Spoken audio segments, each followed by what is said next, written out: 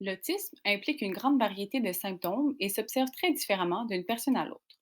Le spectre autistique est très hétérogène, donc il n'y a pas d'autiste type.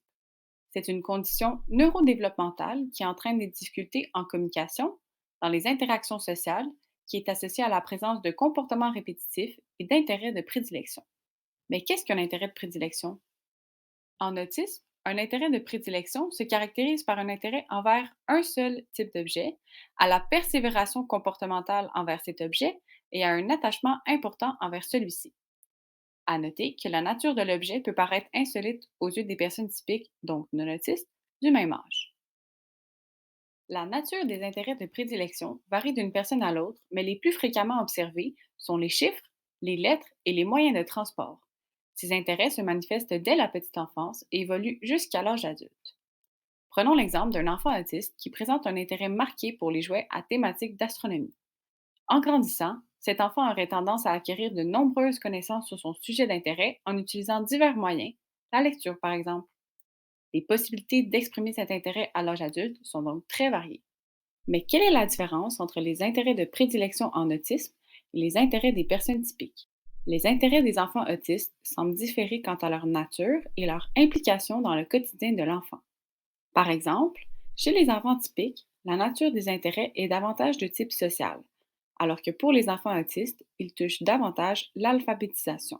À l'âge adulte, cette différence semble s'estomper. Les recherches montrent que la principale différence observée concerne le vocabulaire utilisé pour décrire les intérêts. Les adultes autistes décrivent davantage leurs intérêts selon leurs caractéristiques perceptives, telles que leur couleur ou leurs détails, leur lumière, leur son ou leur odeur associée. Bien que ces intérêts de prédilection soient faussement définis comme nuisibles ou contraignants à l'apprentissage, de récentes études sur le sujet montrent que lorsque les intérêts de prédilection sont utilisés de façon positive, ils favoriseraient le bien-être, amélioreraient le fonctionnement et se relier au développement des forces telles que la mémoire visuelle et auditive, la lecture, les mathématiques et la détection des régularités. Les intérêts constituent donc un excellent levier motivationnel et sont fortement suggérés pour favoriser les apprentissages académiques. En ayant comme objectif d'optimiser le potentiel intellectuel des enfants autistes, comment pouvons-nous utiliser leurs forces tout en mettant de l'avant leurs intérêts? La première étape serait d'abord de les identifier.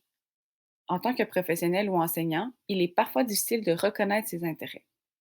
Les parents et l'enfant lui-même demeurent les personnes les mieux placées pour les identifier.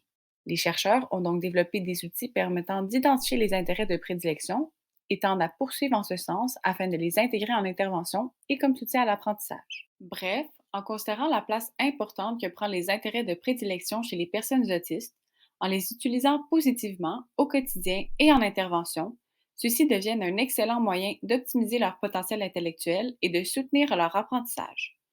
Peu importe leur nature, ceux-ci pourront être intégrés autant dans la vie familiale qu'à l'école et ainsi favoriser une meilleure qualité de vie.